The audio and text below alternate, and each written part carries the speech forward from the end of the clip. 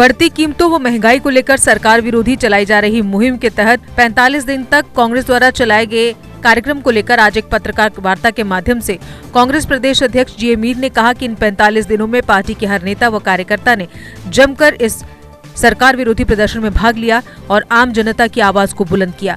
उन्होंने कहा कि हम रुकेंगे नहीं, बल्कि इससे समय समय पर ऐसे सरकार विरोधी प्रदर्शन कर जनता की आवाज को उजागर करते रहेंगे। अभी तक मेरे पास फॉर्मल रिक्वेस्ट आ रहे हैं वेरियस कॉर्नर से, हमारे बहुत सारे और साथियों से कि हमें आगे का प्रोग्राम दीजिए। मैंने आज उनको कहा कि ये 45 दिन का एक स्पेसिफिक टारगेट लेकर हम लोग उतरे थे, मगर हम रुकेंगे, हम यहीं पर नहीं रुकेंगे कि 45 दिन का हमने एक मोमेंट चलाया तो बस खत्म हो गया।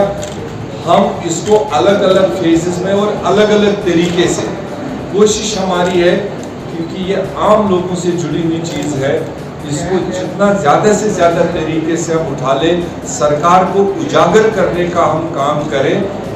अगली साइड सरकार का काम है वो इस जनता की आवाज़ को समझते हुए, महसूस करते हुए अपने इक़दामात इस महंगाई को कम करने का करें या ना करें। क्योंकि जम्मू कश्मीर शिक्षा बोर्ड की 12वीं कक्षा की परीक्षाएं आज से शुरू हो गई हैं।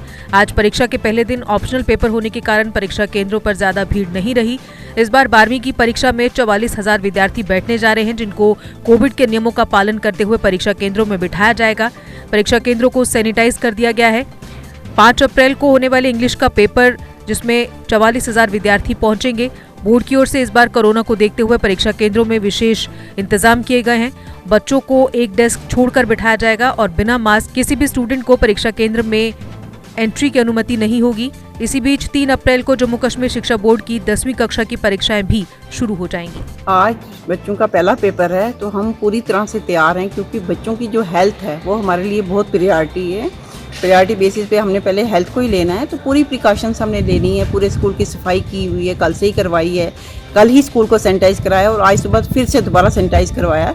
गेट पे ही थर्मल स्क्रीनिंग बच्चों की हो रही है, बच्चों के हैंड सैनिटाइज करवाए जा रहे हैं, मास्क भी हमने रखे हैं। लेकिन बच्चे जितने भी स्कूल में आ रहे हैं, हमने देखा कि उनके हाथों में सैनिटाइजर्स भी हैं और मास्क भी पहन के आ रहे हैं, क्योंकि इस वक्त पेरेंट्स भी बड़े कॉन्शियस हैं। हमारी जो स्कूल की एडमिनिस्ट्रेशन, हमारी हायर अथॉरिटीज़, हमारे वर्दी डायरेक्टर स्कूल एजुकेशन सर या चीफ एजुकेशन सर, उनकी भी पूरी हमें इंस्ट्रक्शंस है कि किस तरह से आपने SOP की गाइडलाइंस को पूरा फॉलो करना है। बाहुफोर्ट इलाके में पिछले कुछ दिनों से तेंदुआ देखे जाने के बाद वहां के लोगों में दहशत का माहौल बना हुआ है। अब तो तेंदुए ने रिहायशी इलाके में आकर शिकार करना भी शुरू कर दिया है। इसका सबूत बीती रात उस समय मिला जब तेंदुए ने एक घर में आकर 2 कुत्तों पर हमला किया। इसमें से एक कुत्ते को तेंदुआ उठाकर अपने साथ ले गया, जबकि दूसरा कुत्ता गंभीर रूप से घायल है। इस घटना के बाद लोगों का घरों से निकलना भी मुश्किल हो गया है। लोगों ने कहा कि तेंदुए के देखे जाने के बाद यहाँ के लोगों की जान को खतरा बन गया है, लेकिन संबंधित विभाग इन्हें पकड़ने में कोई गंभीरता नहीं दिखा रहा। उन्होंने एक स्ट्रीट डॉग है जहाँ घर का पाला हुआ कुत्ता है, उस पर उसने अटैक कर दिया।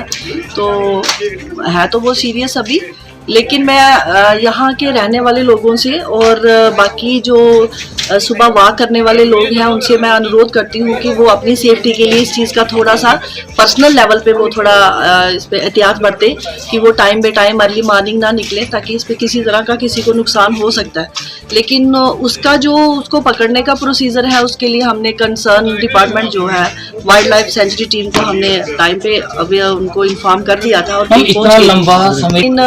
अब उनका क्या रहता है प्रोसीजर इसको पकड़ने का, उस पर मैं ज़्यादा डिटेल में नहीं बता सकती हूँ, ताकि उसकी नॉलेज मुझे शायद इस लेवल तक की नहीं है। बट हम उनको ये कहते हैं कि वो इसमें थोड़ी सी भी किसी तरह की कोई कोताही ना बरते, ताकि जितनी जल्दी हो सके वो अपने प्रोसीजर अडॉप्ट करें और इसको वो जहाँ जहाँ केस लगते हैं, जैसे उसको पकड़ने का कोई प्रोसीजर है, तो वो प्लीज़ काइंडली उसको जल्दी थोड़ा। पैंथर्स पार्टी ने आज BSF CISF एस्पिरेंट्स की मांगों का समर्थन करते हुए कहा कि ये लोग पिछले कितने दिन से अपनी मांगों को लेकर प्रदर्शन कर रहे हैं, लेकिन सरकार को इससे कोई फर्क नहीं पड़ रहा। हर्षदेव सिंह ने कहा कि युवाओं को वोट के लिए इस्तेमाल किया जाता रहा है और उन्हें नौकरी देने के नाम पर उनकी भावनाओं के साथ हमेशा खिलवाड़ किया जाता रहा है। उन्होंने कहा कि पैंथर्स उनके साथ खड़ी है और उनकी समस्याओं के समाधान होने तक उनके साथ ही रहेगी। बड़े बड़े वादे भारतीय जनता पार्टी के तमाम नेताओं ने किए, घर घर रोजगार देने की बातें की, 2-2 करोड़ नौकरियां हर साल देने की वादे किए, लेकिन नौकरी देने के बजाय जो लोग काम कर रहे थे उनको भी नौकरी से बर्खास्त कर दिया गया और नौकरी की तमाम स्कीमें जो हैं वो लगभग बंद कर दी गई। आज बीएसएफ और सीएसएफ के एस्पिरेंट्स जो हैं वो बीजेपी के दफ्तर के बाहर धरना प्रदर्शन कर रहे हैं। उनके साथ भी बड़े बड़े वादे किए गए, बड़े बड़े नेताओं ने उनको आश्वासन दिए, वोट हासिल करने के लिए उनको इस्तेमाल किया, उसके बाद अपने हाल पर छोड़ दिया। इसी तरीके से जितने भी पढ़े लिखे युवा हैं आज सारे के सारे मायूस हैं।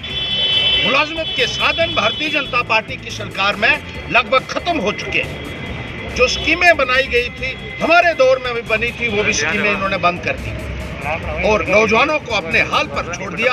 आज जगह जगह नौजवान प्रदर्शन कर रहा है, सड़कों के ऊपर बैठा हुआ है, कोई सुनवाई करने वाला नहीं है। और इतनी पढ़ाई करने के बावजूद भी नौजवानों के साथ ऐसा बर्ताव जो भारतीय जनता पार्टी।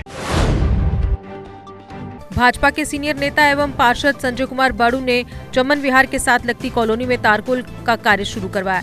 ये कार्य पीडब्ल्यूडी विभाग की तरफ से करवाया जा रहा है। इस मौके पर विभाग के जेई राकेश राधा एवं मोहल्ले के प्रमुख लोग भी उपस्थित रहे। आज हमारी बाड़ में ये जो चमन विहार के बैक साइड का जो मोहल्ला है, हमारी कॉलोनी पड़ती है, जहाँ की रोड की बहुत ही खस्ता हालत थी और इस रोड का जो कार्य है आज ब्लैक टॉपिंग का मैंने शुरू करवाया है अपने साथियों के साथ। मैं बहुत बहुत आभार व्यक्त करता हूँ पीडब्ल्यूडी डिपार्टमेंट का कि उन्होंने हमारी इस डिमांड को आज पूरा किया है। जम्मू कश्मीर में गर्मी अब रंग दिखाने लग पड़ी है। पूरे जम्मू कश्मीर में अधिकतम तापमान सामान्य से ऊपर चल रहा है। अब आगे गर्मी रफ्तार पकड़ेगी। हालांकि बुधवार को देर रात कश्मीर के कुछ क्षेत्रों में हल्की बूंदाबांदी हुई। इससे निचले क्षेत्रों में न्यूनतम तापमान में कमी आई है, लेकिन वहीं मौसम विशेषज्ञों के मुताबिक इस सप्ताह जम्मू का अधिकतम तापमान 30 डिग्री सेल्सियस से ऊपर ही रहने की संभावना है।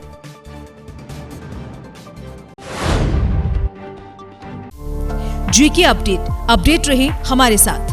अगर आप ये वीडियो YouTube पर देख रहे हैं तो हमारे YouTube चैनल को सब्सक्राइब करें और बेल आइकन को क्लिक करें।